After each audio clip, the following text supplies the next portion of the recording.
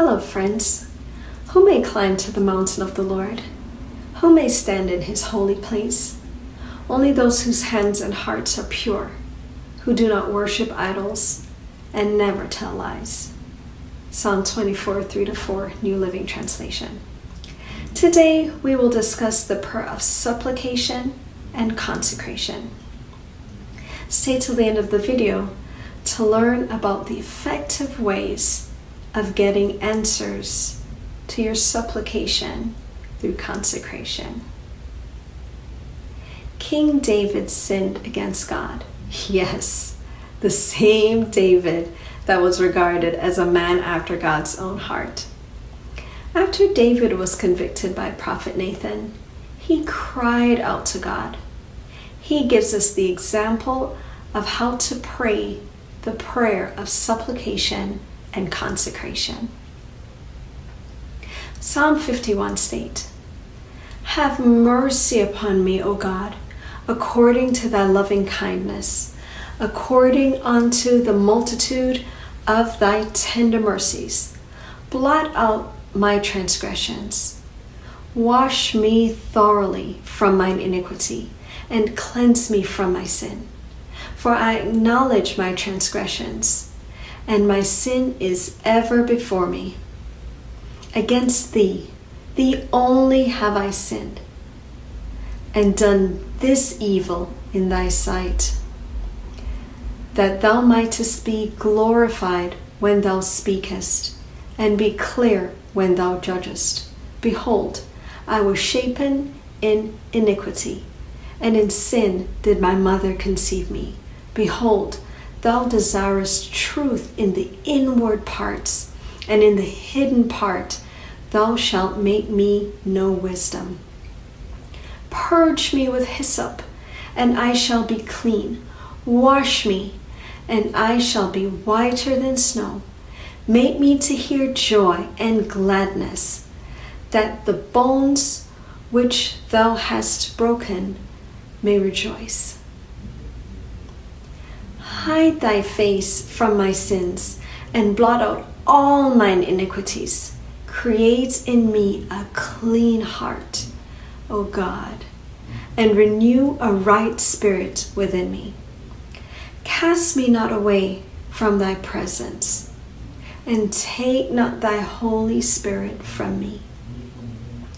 Restore unto me the joy of thy salvation, and uphold me with thy free spirit. Then will I teach transgressors thy ways, and sinners shall be converted unto thee. Deliver me from blood guiltiness, O God, thou God of my salvation, and my tongue shall sing aloud of thy righteousness. O Lord, open thou my lips, and my mouth shall show forth thy praise. For thou desirest not sacrifice, else I would give it. Thou delightest not in burnt offering. The sacrifices of God are a broken spirit. A broken and a contrite heart, O God, thou wilt not despise. Do good in thy good pleasure unto Zion. Build thou the walls of Jerusalem. Then shalt thou be pleased with the sacrifices of righteousness, with burnt offering and whole burnt offering. Then shall they offer bullocks upon thine altar. We pray the prayer of supplication and consecration to ask God for mercy and to confess our sins before him. Here are sins of the flesh, as mentioned in Galatians 5:19-21. Now the works of the flesh are manifest, which are these: adultery, fornication, uncleanness, lasciviousness, idolatry, witchcraft, hatred, variance, emulations, wrath, strife, seditions, heresies, envies, murders, drunkenness, revelings, and the such, of the which I tell you before, as I have told you in time past, that they which do such things shall not inherit the kingdom of God. Instead of indulging in the flesh and in the works of the flesh, we need to demonstrate the fruit of the Holy Spirit, as mentioned in Galatians 5:22-23. But the fruit of the Spirit is love, joy, peace, long-suffering, gentleness, goodness, faith, meekness, temperance. Against such there is no law.